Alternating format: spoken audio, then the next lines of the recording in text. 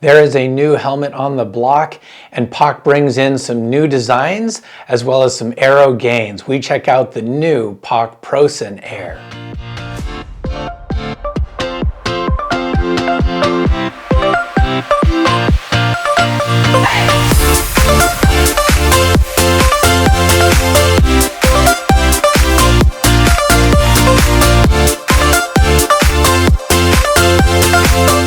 This year, Poc came out with their new helmet that you may have seen over on teams like EF at some of the World Tour races, including the Tour de France, and by Lachlan Morton, who won Unbound using this helmet. Now, this helmet definitely turns heads, and it's got some interesting new design features. But first of all, let's figure out who this helmet is actually for. Well, anybody that wants to go fast, anybody that's concerned about aero gains, they're going to be looking at this helmet to take every advantage in the wind. And of course, people that take their racing very, very seriously, they're probably going to want to wear this helmet as well. Now, first impressions upon looking at this helmet, it is fast. It is very sleek. It's not very well ventilated, although it does have these 3 vents in the front, and on the back it has these 5 vents in the back. They almost look like exhaust ports. So in terms of someone who's riding this on the road or in a race,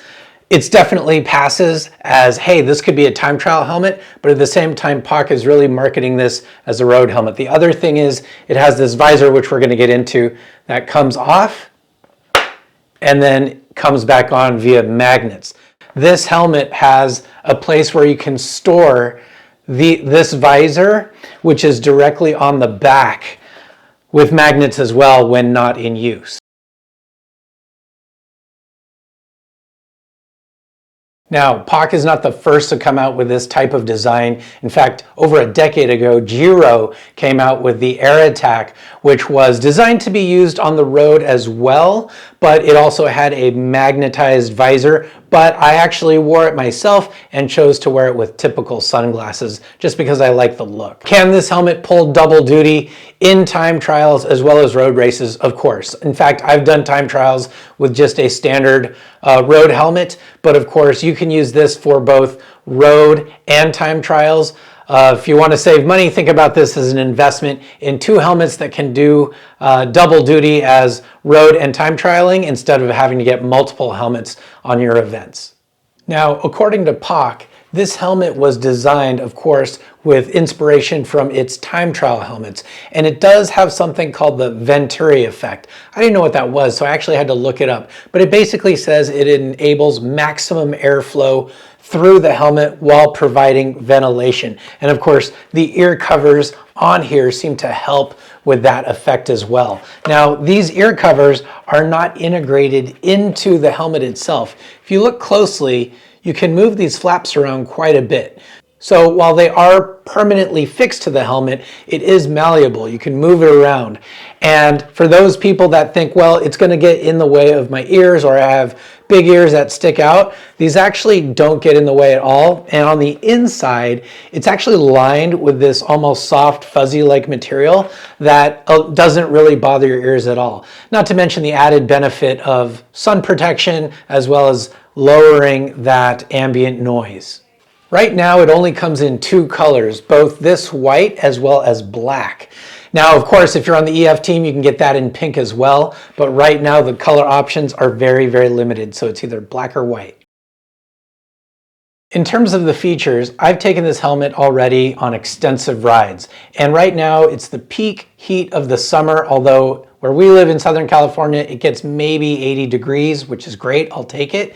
But this helmet never feels like it's overheating you. I know it only has 3 vents in the front, but I feel like there's enough air that pushes through where you are not feeling like you're wearing some sort of cap over your head. It's got enough vents on it where it feels like you're cooling off. Now, that's not as much as a minimalist helmet where you have 20 vents or more, but it does feel like it does the job within where we're riding in Southern California. I'm sure if you live in hotter climates and you wear this helmet on a long 4 or 5 hour ride, it'll probably overheat. Now, you may not like the look of the visor. It does take some getting used to, but that doesn't mean you have to ride with it. You can ride this helmet with other sunglasses. So I did test it out with different variations of glasses. Now, of course, it's a Poc helmet, so I want to wear Poc sunglasses. And it feels like they are not meant to be on there, but it's not meant to be on there, if that makes sense. No, it feels like this helmet is made to have that visor be on there. But if you wear it with Poc helmets, it actually doesn't look half bad, especially with some of the more aero Poc optimized sunglasses that I've tested in the past. It actually seems to look okay, but of course you lose some of those aero gains when you're wearing the normal sunglasses. In terms of weight, this is not a super lightweight helmet at all. This came in at around 382 grams.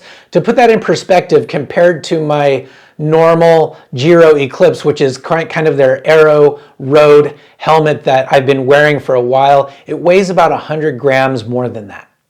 But you definitely don't feel it on your head when you're riding. The visor does come with a hook to grab on, which is a great little design because fingerprints, as you know, gets everywhere, especially on eyewear. So if you grab the little pinch point with your thumb and index finger and pull on the magnets, it comes right off. So it's a great little design feature. Now, in terms of cost, this is not cheap. $400 will get you this helmet, but somebody's buying it because it is sold out on the Poc website. Okay, so what do I think about all this? Well, it does look cool by members of the EF team bombing down some serious descents in the Tour de France, or Lachie celebrating his win at Unbound, pulling it off his head. Is this helmet for everybody? I'm going to say no. First of all, Poc does push the envelope a little bit when it comes to design. In fact, you see more and more aero gains in the pro peloton with different things when it comes to skin suits and socks and gloves, and now helmets, of course, in the road racing scene. And then, of course, every time you put this helmet on, prepare to be judged. Whether you're on a group ride or you're in a race, it does turn heads and people will comment. They may not comment to your face, but there is always something to say about this helmet when you pull up and you're in a skin suit and you're on the local group ride. So a lot of it is by looks, and you have to determine whether looks or speed is more important to you, or both. What do you think of this helmet? What do you think of the trend of these aero-shaped, ear-covering, visor-style helmets that are making its way around the pro peloton? Let us know in the comments. We'd love to know. Personally, I like it, but I don't think I'm fast enough to warrant this kind of helmet unless I get so fast and this helmet makes the difference between me winning and losing a race or a ride. I don't know if this is something that I can point to and say, yes, this did all the work. It ultimately comes down to the rider. But do let us know what you think in the comments. If you like this video, please like and subscribe. Until next time, this is Brian saying stay Veloworthy.